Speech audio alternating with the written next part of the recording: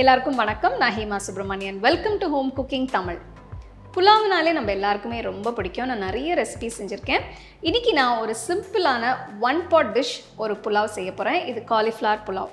இதுக்கு side dish தனியாக எதுவும் தேவையில்லை. நீங்கள் இது அப்படியே கூட நீங்கள் சாப்பிடலாம். ரொம்ப டேஸ்ட்டாக இருக்கும். ஸோ வாங்க இப்போ இந்த காலிஃப்ளவர் புலாவ் எப்படி செய்யறதுன்னு பார்க்கலாம்.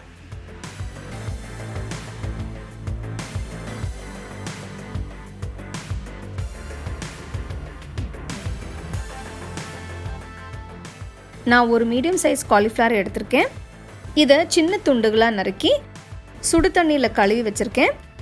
இதில் 1/2 டீஸ்பூன் உப்பு, 1/4 டீஸ்பூன் மஞ்சள் தூள், 1 டீஸ்பூன் மிளகாய் தூள் போடுங்க. இதெல்லாம் போட்ட பிறகு நல்லா குலுக்குங்க. இந்த மாதிரி செய்யறதுனால காலிஃப்ளவரில் நல்ல ஃப்ளேவர் கிடைக்கும். எல்லா பீசஸ்லேயும் மசாலா நல்லா கோட் ஆகும். 15 நிமிஷத்துக்கு ஊற வச்சுருங்க.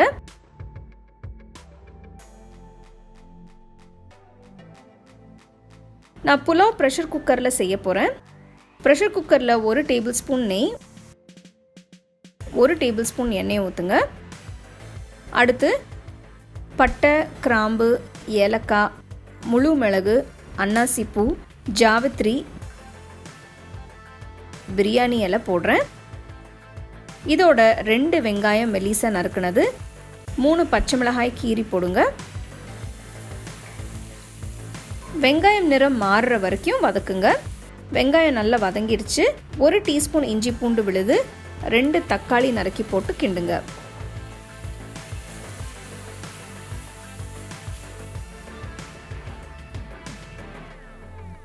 தக்காளி நல்லா சாஃப்டாக வதங்கினதும் 1/2 டீஸ்பூன் உப்பு போட்டு கிண்டுங்க.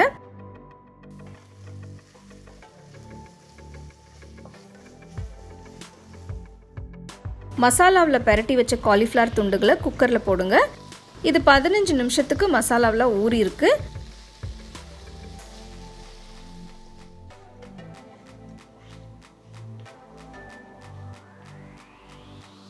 அடுத்து நறுக்கின கொத்தமல்லி இலை, 1 டீஸ்பூன் கரம் மசாலா தூள் போட்டு நல்லா மிக்ஸ் பண்ணுங்க. இந்த ரெசிபியில் ரொம்ப சிம்பிள் மசாலா தான் யூஸ் பண்ணியிருக்கேன். இது குயிக்காக ஈஸியாக செய்யக்கூடிய புலாவ்.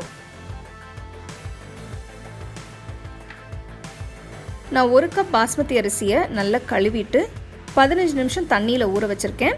இப்போ இந்த பாஸ்மதி அரிசியை இதில் போடுறேன். அரிசி உடஞ்சிராமல் மெதுவாக கிண்டுங்க. அரிசியை போட்ட பிறகு அடுப்பை குறைச்சி வச்சுருங்க.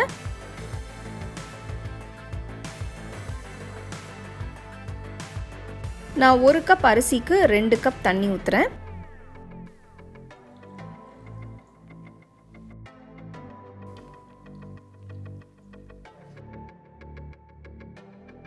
குக்கரை மூடி மீடியம் ஃப்ளேமில் 2 விசில் வர வரைக்கும் வேக விடுங்க.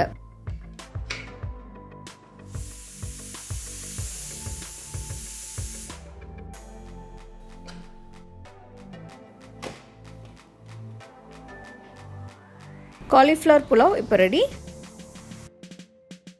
பர்ஃபெக்டாக வெந்திருக்கு. இதை வெங்காய தயிர் பச்சடியோட சூடாக பரிமாறுங்க.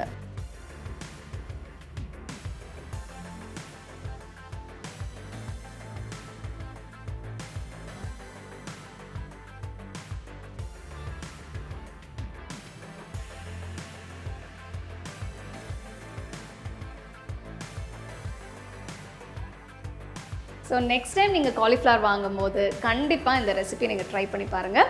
உங்களுக்கு அந்த மாதிரி சைட் டிஷ் ஏதாவது வேணும்னா வெங்காய தயிர் பச்சடி வச்சு நீங்கள் சர்வ் பண்ணலாம். கண்டிப்பாக இந்த ரெசிபியை நீங்கள் ட்ரை பண்ணி ரசித்து சாப்பிடுங்க.